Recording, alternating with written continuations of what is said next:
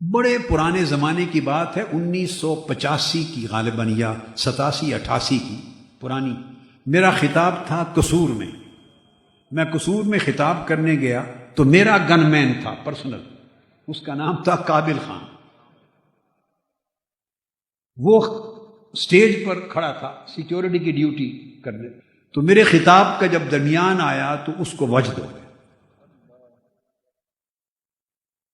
اس کی گن نیچے گر گئی اور وہ خطاب میں مست ہو کر وجد میں آ گیا. میں نے اس کو ڈیوٹی سے فارغ کر دی. میں نے اسے کہا کہ وجد کرنا ہے تو فقیر بن، اگر گن مین کرنا ہے تو دھیان کر. مطلب ہے بنے ہوئے ہو گن مین اور ساتھ وجد کرتے ہو، تو یہ بے دھیانی کیا ہے؟ جیسی ڈیوٹی ہو اسی کا دھیان ہوتا ہے. جیسی ڈیوٹی ہو، ولی ایک ڈیوٹی پر ہے.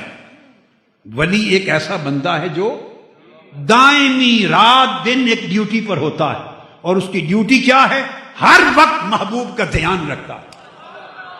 ہر وقت محبوب کا دھیان رکھتا ہے. وہ ہر وقت یہی دیکھتا رہتا ہے کس شے میں راضی ہے، کس کام میں ناراض ہے، کیا کام پسند ہے، کیا ناپسند ہے، اس نے کیا کہا ہے، کس شے سے منع کیا ہے، اب اٹھوں یا بیٹھوں، اب سوؤں یا لیٹوں، چلوں کیا کروں، یہ کام کروں یہ نہ کروں، یہ کھاؤں یہ نہ کھاؤں، یہ پہنوں یہ نہ پاؤں.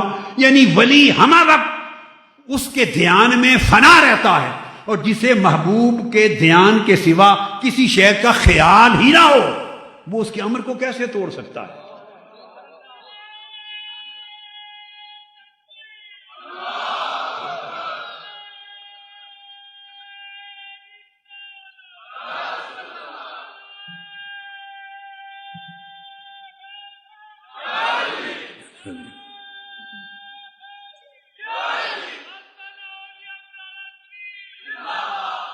اس حصے میں اب یہ خلاصہ یہ نکلا، بعض لوگ جہالت کی وجہ سے اور بعض لوگ نفس پرستی اور اپنی نفس پرستی کو چھپاتے ہوئے یہ تصور کرتے ہیں کہ ولی شریعت سے بے نیاز ہوتا ہے.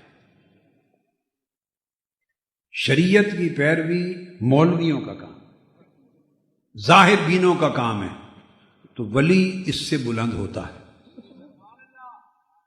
یہ سراسر گمراہی ہے. ایک ولی تو کیا، اگر 10 کروڑ ولی ہو جائیں، اگر 10 کروڑ ولی ہو جائیں تو تاجدار کائنات کی گرد کے برابر نہیں ہوتے صلی اللہ علیہ وسلم. حضور سے بڑا کوئی ولی نہیں، آقا علیہ السلام سے. جب اللہ کا نبی شریعت کے خلاف نہیں ہوتا تو اس کی امت کے ولی کی کیا مجال ہے کہ شریعت کو پشت کے پیچھے کر دے؟ جو شریعت کو پشت کے پیچھے کرتا ہے وہ شریعت کو نہیں کرتا، وہ صاحب شریعت کو پشت کے پیچھے کر رہا ہے. لہذا ولی کا معنی یہ ہے جو ہمہ وقت اس کے ہر امر کا نگران رہے. اس ولی سے اللہ کی حکم کی خلاف ورزی ہوتی نہیں. یہ ایک بات ہو گئی. اب دوسرا معنی میں نے آپ کو بتایا قرآن مجید سے کہ اللہ بھی ولی ہے. اللہ کس چیز کا ولی ہے؟ اللہ بھی نگران. بندہ اس کے ہر حکم کا نگران ہے، پہرے دار ہے، اور اللہ اس کی زندگی کو اپنی پسند کے مطابق رکھنے پر پہرے دار اور نگران. اللہ اس کی اپنی حفاظت میں لیتا ہے. یہ اللہ بندے کا ولی ہے، حفاظت میں لیتا ہے. اپنے ولی کے دل میں ایسی کوئی خواہش نہیں آنے دیتا جو اسے پسند نہیں. اپنے ولی کی زبان سے ایسی بات نہیں نکلنے دیتا جو لب و لہجہ اس کو پسند نہیں. اپنے ولی کی زندگی میں ایسا کوئی کام نہیں ہونے دیتا جو اسے پسند نہیں. اپنے ولی کی زندگی میں نہ ایسا کال آنے دیتا ہے نہ ایسا حال جو اسے ناپسند ہو. لہذا اس کی ساری زندگی پر اللہ پاک خود نگران ہوتا ہے. اسے اپنی طاعت پر قائم رکھتا ہے، معصیت سے بچاتا رہتا ہے، اس کے دل کی حفاظت کرتا ہے، اس کے سوچ کی حفاظت کرتا ہے، اس کے ہر عمل اور فعل کی حفاظت کرتا ہے، اس کے اسوہ اور وتیرہ اور مزاج کی حفاظت کرتا ہے، حتیٰ کہ ولی کا مزاج بھی اللہ کی رضا کے مطابق ہو جاتا ہے۔ تو اس کو پسند کیا ہے؟ اس کو اخلاق محمدی پسند ہے۔ اخلاق بولیے محمدی پسند ہے۔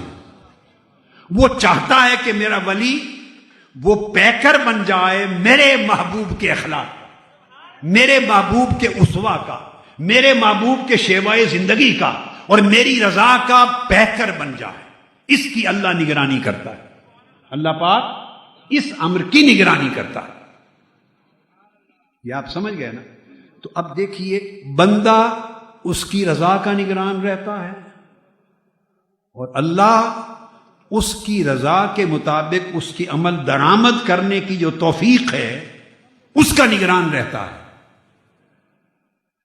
یہ دو طرفہ نگرانی بندے کو ولی بناتی ہے۔